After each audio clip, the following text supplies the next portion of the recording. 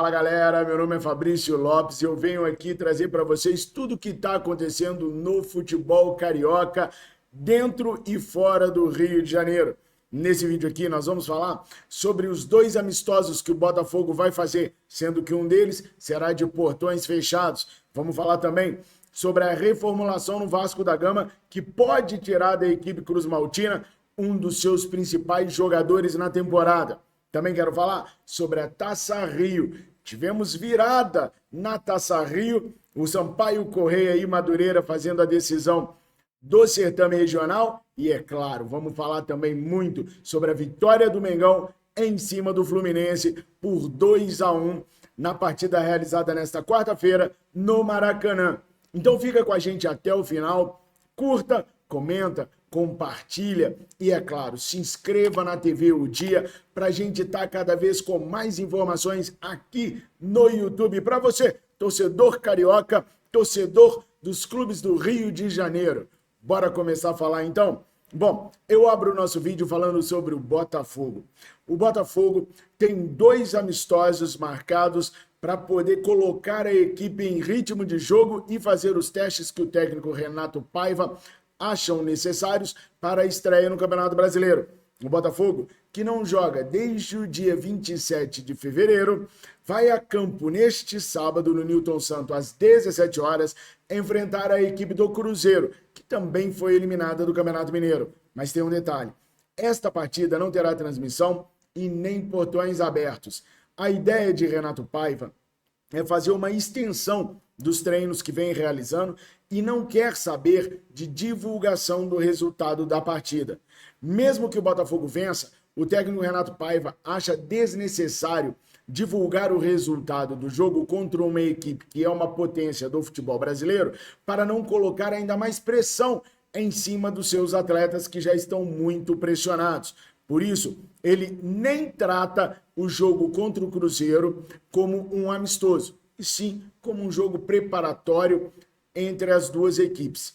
Já o jogo contra o Curitiba, que deverá ser realizado no sábado seguinte, no dia 22 de março, esse sim já foi até amplamente divulgado nas redes sociais de Botafogo e Curitiba e é tratado como jogo treino. Espertinho, Renato Paiva, né? O Curitiba também jogará no Newton Santos, só que o horário da partida será às 16h15. Muito provavelmente, o último jogo do Botafogo para se preparar para a estreia no Campeonato Brasileiro.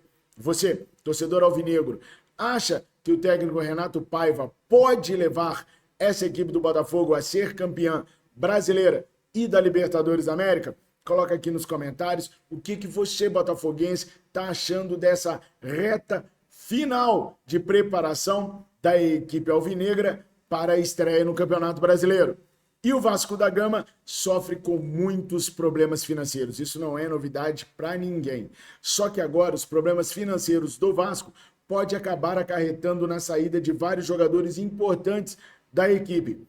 Casos, por exemplo, de Payet e do Felipe Coutinho são tratados à parte pela diretoria vascaína, porque o Payet ganha muito e rende pouco. Já o Coutinho convive com as lesões e está apenas emprestado pela equipe do Aston Villa, que conseguiu a sua classificação às quartas de final da Champions League. Então o Vasco está lidando com essas duas situações, mas terá que lidar com uma terceira que, do ponto de vista de muitos vascaínos, é até muito mais problemática do que essas duas que eu acabei de mencionar agora.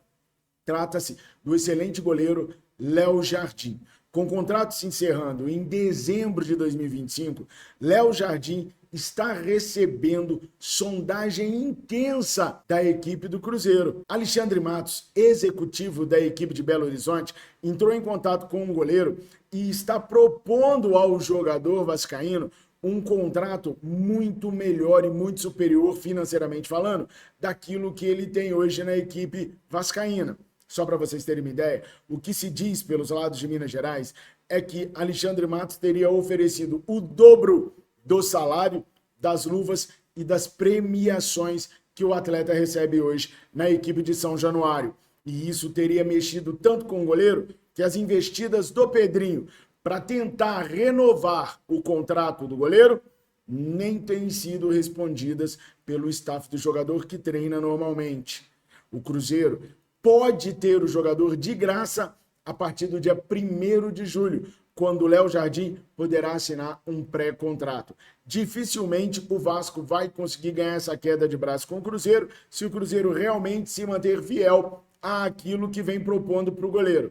O Cruzeiro hoje é uma equipe endinheirada, é uma SAF coordenada pelo Pedrinho BH, que é um torcedor ferrenho da equipe mineira, que já levou Gabriel Barbosa, o Gabigol do Flamengo, Fabrício Bruno do Flamengo, Dudu do Palmeiras e segurou o Matheus Pereira de diversas propostas do exterior. Então, a equipe cruzeirense que não teve sucesso no Campeonato Mineiro tem muito dinheiro para investir e vai ser difícil para a equipe do Vasco vencer essa queda de braço contra o Cruzeiro. Para você, torcedor vascaíno, é imprescindível a permanência do Léo Jardim? Perdê-lo sem receber absolutamente nada seria um grande prejuízo para o Vasco? Coloca aqui nos comentários que o Dia quer saber a sua opinião. Agora tem um detalhe, pessoal.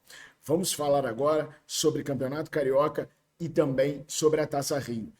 As duas finais estão acontecendo em ritmo eletrizante. Vamos começar primeiro pela final da Taça Rio. Madureira e Sampaio Corrêa fizeram ontem o primeiro jogo da final da Taça Rio. E a partida teve um resultado bastante surpreendente. O Madureira saiu na frente logo aos 26 minutos do primeiro tempo, com um gol do atacante Renato Henrique.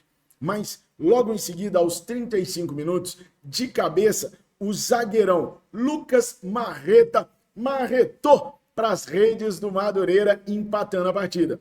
No segundo tempo, foi a vez do atacante Elias, aos 11 minutos, dar números finais da partida, virando o jogo para a equipe do Sampaio Corrêa, que assim como o Flamengo, joga por 2 resultados o jogo de volta no seu território. O empate e a vitória darão o título da Taça Rio ao Sampaio Corrêa. Agora, na grande final do Campeonato Carioca, tivemos um jogo de amplo domínio do Flamengo, principalmente no segundo tempo, mas com grande posse de bola da equipe rubro-negra no primeiro tempo, sem que essa posse de bola ameaçasse a equipe do Fluminense.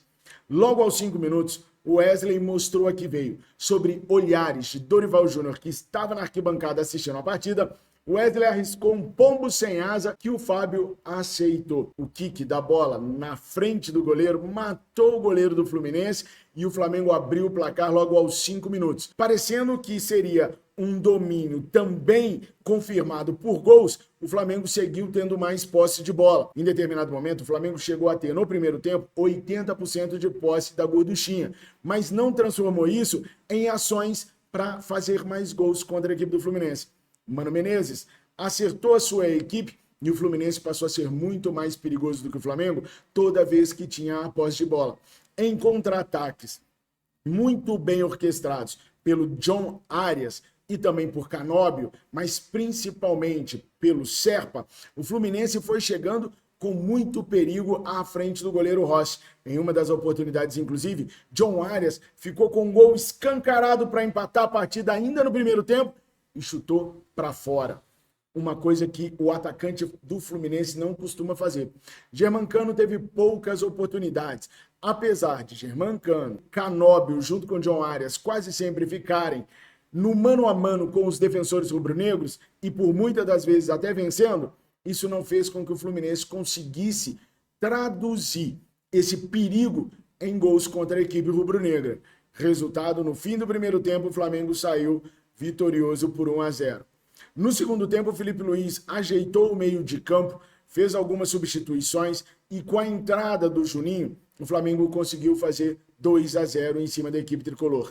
E como o meio-campo do Flamengo ficou fortalecido com o Alan, tudo parecia que ia caminhar para mais gols da equipe rubro-negra. A equipe de Mano Menezes chegou a ficar nas cordas, mas depois do segundo gol, o Flamengo afrouxou a marcação demais, começou a tocar a bola e chamou o Fluminense para cima do seu sistema defensivo. Resultado, o Fluminense encontrou um gol e ficou mais vivo do que nunca. Muitos rubro-negros estão falando que o gol do Keno, no cruzamento que veio da esquerda do ataque tricolor, foi um frango de Agostinho Rossi. E eu deixo essa pergunta para você, torcedor rubro-negro. Você acha que Rossi falhou no gol do Keno? Era uma bola defensável? Coloca aqui nos comentários. Torcedor do Fluminense, torcida tricolor, como vocês pensam no segundo jogo, jogo da volta contra o Flamengo? Dá para virar? O Fluminense vai repetir 2023, quando perdeu por 2-0 o primeiro jogo e massacrou o Flamengo num 4-1 no segundo jogo? Comentem aqui. Tanto a final da Taça Rio quanto a final do Campeonato Carioca estão em aberto. E neste domingo teremos jogos empolgantes para o torcedor. Aliás, a torcida presente no Maracanã ontem decepcionou. Pouco mais de 39 mil torcedores assistiram ao confronto entre as duas equipes. No próximo domingo é aguardado um público muito maior no Maraca.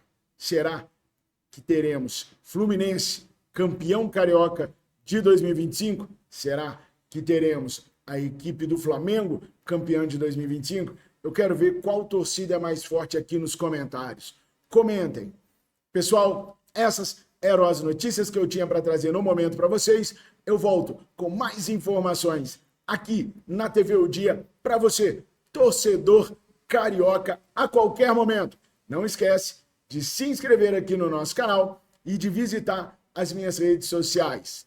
Resenha.rubro.negra no Instagram, Resenha Rubro Negra aqui no YouTube. Tamo juntos e até a próxima.